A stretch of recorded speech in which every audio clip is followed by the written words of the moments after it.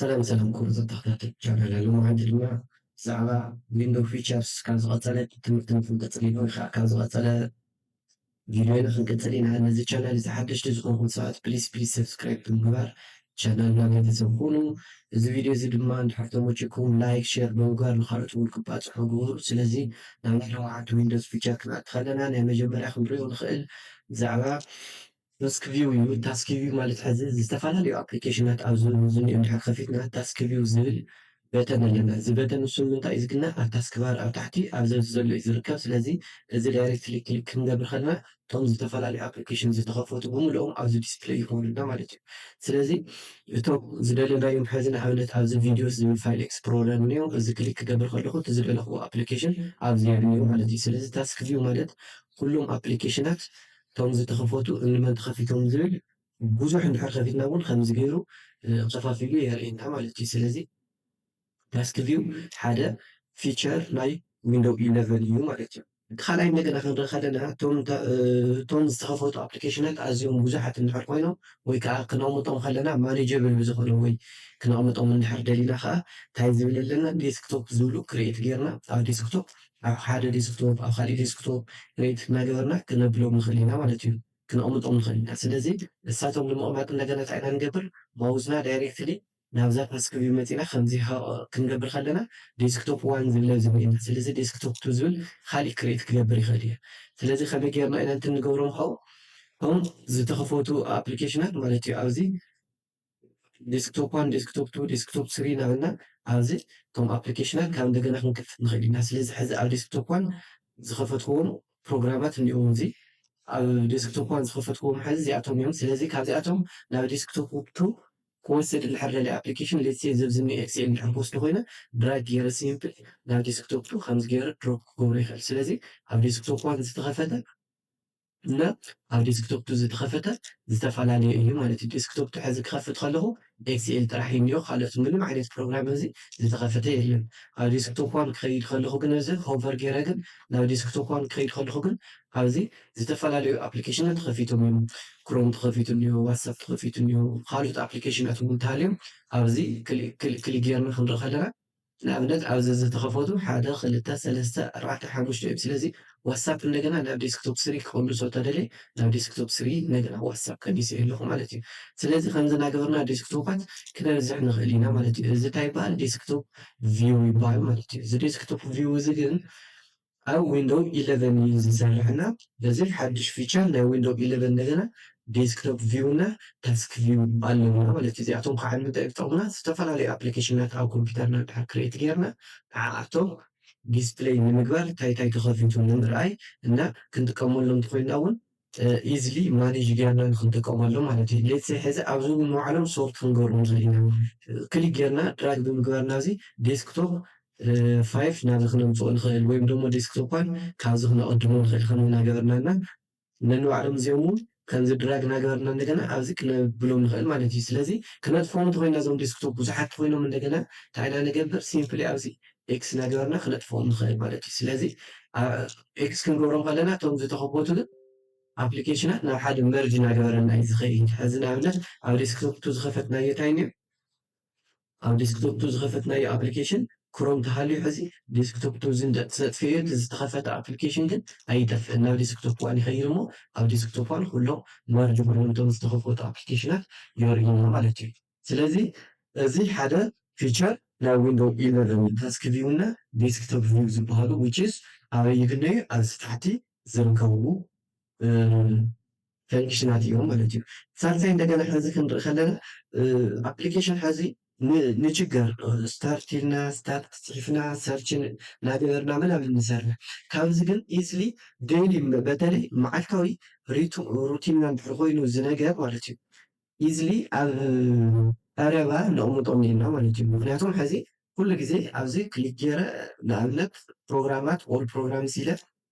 ኣብዚ ዘለዉ ፕሮግራማት ዝተፃሓፍኑ ንኣብነት ኣብዚ ዩዳሲቲ ወይም ደሞ ኦዲዮ ሪከርደር ቮይስ ሪከርደር ፕሮ ዝብል እኒኦ እዚ ሕዚ ኩሉ ግዜ ካብ ክሊክ እናገበርኩ ኣበይ እኒኦም ነባሩ ዝጨናነቕ ካሊእ ፕሮግራም እውን ክሊክ ጌርኩም ካብትጨናነቑ እንትትገብሩ እዚ ሲምፕሊ ፒን እና ኣንፒን ብምግባር ማለት እዩ ራይት ክሊክ ጌርና እዚ ፒን ቱ ስታርት እንተኢልካዮ እንታይ ማለት እዩ ናብ ስታርት በተን ገና ክሊክ ክገብር ከለኹ ፕሪንት ይገብረለይ ማለት እዩ። ስለዚ ፒን ቱ ስታርት ተኢለዮ እዚ ኣብዚ ዝኒአ ኣይከን ሕዚ ኦድዮ ሪከርደር ኤንድ ቮይስ ሪከርደር ዝብል ኣብ ስታርት ገና ክሊክ ክገብር ከለኹ ሕዚ ፒን ተገይሩ ይመፅእ እዚ ማለት እዩ። ኣብዚ እውን ባዕሉ እውን ብዙሓት ክኾኑ ስለ ዝኽእሉ ናብ ቅድሚት ክወስዶ ተደልየ ሲምፕሊ ድራግ ገይረ ኣብ መጀመርያ ንክኾነለይ ወይ ከዓ ኣብዚ ኣብ ፎልደር ንክኣቲ ወይ ከዓ ካብ ፎልደር እሞ ከውፅኦ ካብ ፎልደር ኣብ ሓደ ክንጠቕልሎም ንኽእል ወይም ደሞ ካብ ፎልደር ወፂኡ እውን ከምዚ ክገብሮ ይኽእል። ስለዚ ኩሉ ግዜ ኮምፒተረይ ክኸፍት ከለኹ ብዘድልየኒ ፕሮግራም ኣብ ቀረባ ይረኽቦ ማለት እዩ። ካሊእ ከጥፍኦ ተደልየ እንደገና ከጥፍኦ እንድሕር ደልየ እንደገና እንታይ እየ ዝገብር ኣብዚ ራይት ክሊክ ገይረ እዚ አንፒን ፍሮም ስታርት ትብልኒ አንፒን ክብሎ ከለኹ ካብዚ ጠፊእኒ ማለት እዩ። እዚ ንኣብነት ከፊተ ድዩ ሶሪ እዞም ስታርት ክሊክ ጌርና ኣብዚ ራይት ክሊክ ኢለ እዚ አንፒን ተገይሩ ካብ ስታርት ዘለው ሊስተይ ይጠፍእ ኣሎ ማለት እዩ። ወላ ፎልደር ሕዚ ንኣብነት ሕዚ ዚስ ፒሲ ዝብል ዝገብሽ ኣብዚ ዚስ ፒሲ ሕዚ ኩሉ ግዜ ክንጥቀመሉ እንድሕር ኮይና እዚ ራይት ክሊክ ጌርና ፒን ቱ ስታርት ንብሎ ማለት እዩ። ፒን ስታርት ተኢለዮ ሕዚ ስታርት በተን ኩሉ ግዜ ክሊክ ኣብ ዝገበሩ ኩሉ ቁፅሪ ዚስ ፒሲ ዝብል ኣብዚ ይረኽቦ ማለት እዩ። እዚ እውን ኣብ ቅድሚት ክወስዶ ተኮይነ ከምዚ ሲምፕሊ ድራግ ገይረ ናብዚ ከምፅኦ ይኽእል ማለት እዩ። ስለዚ ከምዚ እናገበርና ኮምፒተርና ክንጥቀም ንኽእል ኢና። ካሊእ ከዓ ኣብ ታስክባር ንኣብነት ኣብዚ ታስክባር እዚ ክነቕምጦም እንድሕር ኮይና እንታይ የገድሽኒ ማለተይ ኣነስ ስታርት እናበልኩ ካብ ዝውዕል ኣብዚ ታሕቲ ዘለዎ ሲምፕሊ ኣክሰስ ንምግባር እንድሕር ደሊና ከዓ እንታይ ንገብር ኣብዚ ዘለዎ ንኣብነት ኣብዚ ባሃጊቴክ ዝብል ላውረ እዛ ባሃጊቴክ እዚኣ ፒን ክገብራ ይኽእል ንማሕቲ ማለት እዩ። ፒን ክንገብራ ንኽእል ኩዊክ ኣክሰስ እውን ክንገብራ ንኽእል ፒን ቱ ስታርት እውን ክንብላ ንኽእል። ስለዚ እዚታት ሓደ ፊቸር ናይ ዊንዶው 11 እዩ ዝኮን ዘሎ ማለት እዩ። ባርክስ ቡራ ተኸታተልቲ ቻናልና ናይ ሎማዓንቲ ትምህርትና ዝነበረ ናይ ዊንዶው 11 ፊቸራት እንታይ እንታይ ይመስሉ ዝብል እዩ። ብዛዕባ ታስክ ቪው ዴስክቶፕ ቪው ተሰናደሊና ኣብ ዊንዶው 11 ኣብ ታሕቲ ኣብዚ ኣይከናተ ዘለዎ ኣብዚኣቶም ኩዊክ ኣክሽን ዝብል ኣሎ እዚ ኤርያ እዚ ኩዊክ ኣክሽን ይበሃል። ኣብዚ ክሊክ ጌርና ነገራት ክንሰርሕ ንኽእል ኢና። ስለዚ ክሊክ ጌርና ኣፕሊኬሽን ራን ዝገብሮ የርእየና። ኣብዚ እውን ካልኦት ዝተፈላለዩ ኣይኮናት ኣለዉ። ንኣብነት ኣብዚ ኔትወርክ ዝብል ኣለና። ኔትወርክ ክሊክ ክንገብር ከለና ኔትወርክ ኦፕሽን እኒአና ዘምፅና ስፒከር ኦፕሽን የምፅአልና ናይ ስፒከር እዚ እውን ቮሊዩም ክንቅንስ ክንውስኽ ንኽእል። ኣብዚ ሰዓት ክሊክ ተጌርና እውን ካላንደር ንርኢ ዴይ ኤንድ ታይም ንርኢ ንኽእል። ስለዚ እዚኣቶም ኩዊክ ኣክሽን ንወስደሎ ሰርች ከይገበርና ነግንዮም እዮም። ኣብዚ ንኣብነት ኖቲፊኬሽን ኤርያ ክሊክ ተጌርና ኣብዚ ኩዊክ ኣክሽን ዝተፈላለዩ ኣይከናት ኣለዉ። ሶ ዲፐንዲንግ ኦን ዊንዶ ቨርዥን ፎን ዲና ፕሮ ዲና ንጥቀም ዘለና ኢንተርፕራይዝ ኢና ንጥቀም ዘለና ኣብዚ ዝተፈላለዩ ኣይከናት ከርእየና ይኽእል እዩ ማለት እዩ። ኣብዚ ናተይ ኬዝ ፈዚ ዊንዶው 11 ፕሮ ስለ ዝጥቀም ዘለኹ ኣብዚ ክሊክ ክገብር ከለኹ ዝተፈላለዩ ኣይከናት የርእዩና ማለት እዩ። ኣብዚ ኖቲፊኬሽን ኤርያ ይበሃል እዚ ኣብዚ ኖቲፊኬሽን ማለት ክሊክ ገይረ እዚ ኦን እና ኦፍ ኖቲፊኬሽን ክገብር ይኽእል። እዚ ካሊእ እውን ኣብዚ ኖቲፊኬሽን ክሊክ ገይረ እውን ኣብዚኦም ኣይከናት ዘለዉ ኣብዚ ሕዚ ንኣብነት ተርን ኦን ተርን ኦፍ ሎኬሽን እኒኦ ብራይትነስ እውን ኣብዚ እኒኦ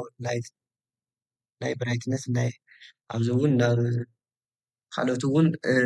ቪፒኤን እኒኦ ኦን ክሊክ ክገብር ይኽእል። ካልኦት እውን ኔትወርክ ሴቲንግ እውን ኣሎ። ኔትወርክ ሴቲንግ ሲምፕሊ ክሊክ ብምግባር ናብ ኔትወርክ ሴቲንግ እውን ክኸይድ ይኽእል እየ ማለት እዩ። እና ካሊእ እውን ኣብዚ ክሊክ ገይረ እውን ሴቲንግ ክሊክ ክገብር ይኽእል እየ። እዚ እውን ሴቲንግ እኒኦ ኣብዚ እውን ክሊክ ገይረ ሴቲንግ ኢለ ካብ ሰርች ዝገብር ዳይሬክትሊ ካብዚ ኩዊክ ኣክሰስ ሴቲንግ ክኣቱ ይኽእል ማለት እዩ። ካሊእ እውን እዚ ዓፅየ እውን እዚ እውን ኣብዚ ዘለዉ እውን ኣይከናት ኤዲት ገይረ ከጥፍኦም ይኽእል ክውስኹ እውን ይኽእል ካልኦት ኣይከናት ሃልዩ ማለት እዩ። ኣብዚ ሕዚ ንኣብነት እዚ ሎኬሽን ክጥፍኡ ይኽእል። ካሊእ እዚ እውን ኣምፒን ገይረ ካብ እንደገና ራይት ክሊክ ገይረ እውን እዚ ኦር ኣብዚ እውን ኣድ ኢለ እውን እቶም ኣድ እና ሪሙቭ ክገብር ይኽእል እዚ ኮኔክሽናት ኖቲፊኬሽናት ማለት እዩ። ካሊእ እውን እዚ ደን እንተኢለዮ ኣብዚ ከምፀለይ ይኽእል ማለት እዩ። ስለዚ ኢዝሊ ኣብዚ ከመይ ጌርና ኣክሰስ ክንገብር ንኽእል ኩዊክ ኣክሰስ ዝብል ኢና ንርኢ ዘለና እዚ ዊንዶው 11 እዚ ሓፂሩ ኩዊክ ኣክሽን ማለት ኣብ ካሊእ ሰርች ከይገበርና ኢዝሊ ክሊክ ጌርና ነግንዮም ኣክሰሳት ተሃልዮም እዮም ኩዊክ ኣክሽን ኣብዚ ንርኢ ዘለና። ስለዚ ኣብ ካሊእ ሰርች ኢልና ገሊልና ፕሮሰስ ኢት ቴክስ ታይም። ስለዚ ኣብዚ ብሓፂሩ ግን ብራይትነስና ክንቅንስ ንኽእል ኔትወርክና ክነስተኻኽል ይኽእል ሳውንድና ክንውስኽ ክንቅንስ ንኽእል ካልኦት ኩዊክ ኣክሽን እውን ኣድ ብምግባር ክንጥቀመሎም ንኽእል ኢና ማለት እዩ። ሕዚ ድማ ኮምፒተርና ከመይ ጌርና ጆይን ከም ንገብራ ናብ ኢንተርኔት ኢና ክንርኢ ምክንያቱ ናብ ኢንተርኔት ከመይ ጌርና ጆይን ጌርና ኮምፒተርና ኢንተርኔት ክንጥቀም ንኽእል ዝብል እዩ። ስለዚ ናብ ኔትወርክ ሴቲንግ ከይድና ኣብዚ ከም ንሪኦ ዘለና ብፀጋማይ ዝተፈላለዩ ዓይነት ሊስትታት እኒአው ናይ ሴቲንግታት ሕዚ ኣብዚ ፕሮፖርቲ ኣቲና ክንርኢ ከለና ብዛዕባ ኔትወርክ ጆይን ዝኾነሉ ኣይፒ ኣድሬስና ዲኤንኤስ ሴቲንግና ክንርኢ ንኽእል ኣብዚ ክሊክ ጌርና ኦን ኦፍ እውን ክንገብሮ ንኽእል ስለዚ ሕዚ ባክ ጌርና እሞ ንመለስ ነንሕድሕዶ መወዝ ዘለዎ ዲስከስ ክንገብረሎም ኢና ስለዚ ኣብዚ ሌፍት ሳይድ እንሪኦ ዘለና ሕዚ እዚ መጀመርያ እንታይ እዩ ዋይፋይ እዩ ዝብል ስታተስ እዩ ዝብል ስለዚ ኣብዚ ስታተስ እዚ ክንደይ ዝኣክል ኢንተርኔት ከም ዝተጠቐምና ቼንጅ ኣዳፕተር ሴቲንግ ኣቲና እውን ኣብዚ ኢኔብልና ዲስብል ክንገብሮም ከም ንኽእል ምክንያቱም ክልተ እዮም ዘለውና ኣብዚ ኢንተርኔት እና ዋይፋይ ኣብዚ ራይት ክሊክ ጌርና ዋይፋይ ኢኔብል ክንገብሮ ንኽእል ዲስብል እውን ክንገብሮ ንኽእል ማለት እዩ ዘሴም ንኢንተርኔት እውን ከምታ ራይት ክሊክ ጌርና እዚ ኢኔብል ክንገብር ንኽእል ዲስብል ክንገብር ንኽእል ስለዚ ዲስብል ጌርና የኒና ኢኔብል ብምግባር እንደገና ናብ ኔትወርክ ጆይን ክንገብሮ ንኽእል ኮምፒተርና ማለት እዩ ስለዚ እዚ ናይ ኔትወርክ ሴቲንግ ኮይኑ ኮምፒተርና ከመይ ጌርና ጆይን ከም ንገብሮ ናብ ኮምፒተር እዩ ኣብዚ ከዓ ነንሕድሕዱ ክንደይ ኢንተርኔት ከም ዝተጠቐምና ብጊጋባይት ወይ ብሜጋባይት የርእየና ኣብ ውሽጡ ተኣቲና ከዓ ኣብኡ ዘለዉ ኣፕሊኬሽናት ብክሮም ክንደይ ተጠቒምና ሕዱ ኣብዚ ተመሊስና እውን ሕዚ ኔትወርክ ኤንድ ሼሪንግ ሴንተር ዝብል እኒአና ዝተፈላለዩ ኦፕሽናት እኒአው ነነኻኽኣና እዚኦም ክንብሎም ንኽእል ኢና ኣብዚ ዋይፋይ ዝብል እኒኦ ዋይፋይ እውን ኦን እና ኦፍ ክንገብር ንኽእል ኢና ኣብዚ ኦን ተጌርናዮ ናብ ዋይፋይ ንኣቲ ኣለና ስለዚ ናብ ዋይፋይ ኣቲና ኣብዚ ሊስት ኦፍ ዋይፋይ ካብቶም ዘለዉ እዮም ፀልና ኣብዚ ዘለዉ እንደገና ክሊክ ኣድ ጌርና ኣብዚ ተደሊና በቲ ዋይፋይ ኔም ፅሒፍና ኣብዚ ኮኔክት ክንገብር ንኽእል ፓስወርድ ብምፅሓፍ ስለዚ ኮኔክት ንገብር ናብ ዋይፋይ ወይም ደሞ ስለዚ ናብዚ ዋይፋይ ኣቲና ኔና ኣብዚ ዘለዉ ከዓ ንምጥፋእ ከዓ ፎርጌት ፓስወርድ ተልናዮም ኣውቶማቲካሊ ይጠፍኡልና ማለት እዩ ስለዚ ካሊእ እንደገና ኣብዚ ባክ ኢልና ኣብዝም ካሊእ ክንሪኦ ንኽእል እንደገና ኣብዚ ዳያል ኣፕ እውን ናብ ኢንተርኔት እውን ዳያል ኣፕ ኮኔክት ክንገብር ንኽእል ብገመድ ቪፒኤን እውን ክንጥቀም ንኽእል ኔትወርክ ናይ ቪፒኤን ሴቲንግ ስለ ዘለና ኣብዚ ካሊእ እውን ኤርፕሌን ሞድ እውን እኒኦ ኤርፕሌን ሞድ ኦን ጌርናዮ ማለት ካብ ኢንተርኔት ንጠፍእ ማለት እዩ ካሊእ እውን ሞባይል ሆትስፖት እኒኦ እዚ ሞባይል ሆትስፖት እውን ክንገብር ንኽእል ካሊእ እውን ብፕሮክሲ እውን ኢንተርኔት ክንጥቀም ንኽእል ኢና ስለዚ ዝተፈላለዩ ፈንክሽናት ኣብዚ ዘለዉ ብምጥቃም ኔትወርክና ኮምፒተርና ናብ ኔትወርክ ጆይን ክገብራ ንኽእል ኢና ማለት እዩ ስለዚ ኣብዚ ዋይፋይ እውን ሆትስፖት እውን ብኬብል እውን ኢንተርኔት ከመይ ጌርና ነንሕድሕዱ ከም ንጥቀም ኣብዚ ሴቲንግ እዚ ርኢና ኣለና ኮምፒተርና ዋይፋይ ኮኔክት ክንገብሮ ደሊና ናብ ዋይፋይ ኮኔክት ክንገብሮ ተደሊና ኣብዛ ታሕቲ ዘላ ክሊክ ንገብረ እሞ ኔትወርክ ዝብል ስለዚ ኣብዚኣ ክሊክ ገበርና ካብዚኣቶም ሊስት ክመፁልና ኣብ ሓዲኦም ያው ዳይሬክትሊ ክሊክ ክንገብሮ ንኽእል ኢና ስለዚ ክሊክ ኮኔክት ንብሎ እሞ ኣብኡ ሴኩሪቲ ኪ ይጠይቐና ሴኩሪቲ ኪ ኣብዚ ምፅሓፍና ካብኡ ኮኔክት ንብሎ ከለና ዳይሬክትሊ ኮኔክት ክገብረልና ይኽእል እዩ ስለዚ ከምዚ ጌርና ዋይፋይ ኮኔክት ክንገብር ንኽእል ኣብዚ ግን ሰለስተ እኒአው ሞባይል ሆትስፖት እና ፍላይት ሞድ ወይም ኤርፕሎድ ሞድ እኒአውና ሰለስቲኦም ኦፕሽናት እንደገና ነንሕድሕዶም ክንሪኦም ኢና ንምንታይ ከም ዝጠቕሙና ንኣብነት ሓዘ እዚ ብኬብል ክንጥቀም ተደሊና ኔትወርክ ኤንድ ኢንተርኔት ሴቲንግ ኣቲና ኣብዚ ቼንጅ ኣዳፕተር ዝብል ኣሎ እሱ ክሊክ ምስ ገበርና ኣብዚ ዲስብል ኮይኑ ኢንተርኔት ዋይፋይ ግን ኢኔብል ኮይኑ እኒኦ ስለዚ ዋይፋይ ኢኔብል እዚ ግን ኢንተርኔት ዲስብል እኒኦ ስለዚ ኣብዚ ራይት ክሊክ ብምግባር እንደገና ኢኔብል ክንብሎ ንኽእል ኢና ማለት እዩ እዚ ኢኔብል ምስ ገበርናዮ ግን ኬብል ዳይሬክትሊ ኮኔክት ብምግባር ኢኔብል ኮይኑ ኮኔክት ክገብረና ይኽእል ኢንተርኔትና እውን ክሰርሐልና ይኽእል እዩ ማለት እዩ ስለዚ ኣይደንቲፋይ ገይሩ ኮኔክት ክገብረና ይኽእል ኢንተርኔትና ማለት እዩ ስለዚ ብኬብል እንድሕር ኮኔክት ጌርናዮ እንደገና ኣብዚ ኣቲና እንደገና ብሮድካስት ክንገብሮ ንኽእል ኢና ሞባይልና እውን ካብኡ ክንጥቀም ንኽእል ኢንተርኔት ሞባይልና ካብኡ ክንጥቀም እንደገና ኣብዚኣ ሆትስፖት ክሊክ ንገብር እሞ እዚኣ ናይ ግድን ክነብራ ኣለና ማለት